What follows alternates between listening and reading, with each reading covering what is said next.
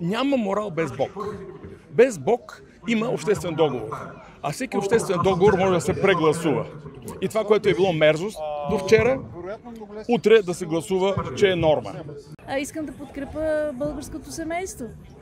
Да бъдат мъж и жена, да имат деца, да се създаде една така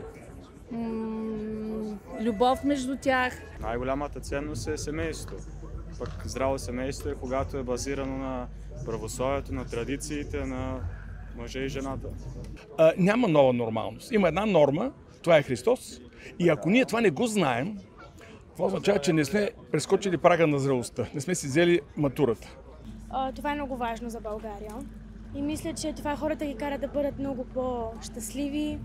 Бог е създал мъжа за жената и жената за мъжа. И това за нас е едно от най-важните неща. На времето, по времето на нашите баби и дядовци, някакси този традиционен християнски морал се е хващал от въздуха. Те са се раждали в него и се умирали в него и те са били естествено нараствани. Те са смятали, че това е естеството на нещата. Благослови, Владико!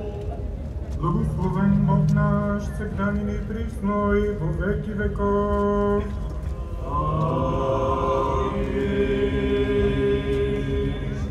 О Господи, явися нам, благословен гради во имя Господне. О Господи, явися нам, благословен гради во имя Господне. О Господи, явися нам, благословен гради во имя Господне. Православного богословного народу, да сопротивния даруя и Твое сохраняя крестом Твоим жительством.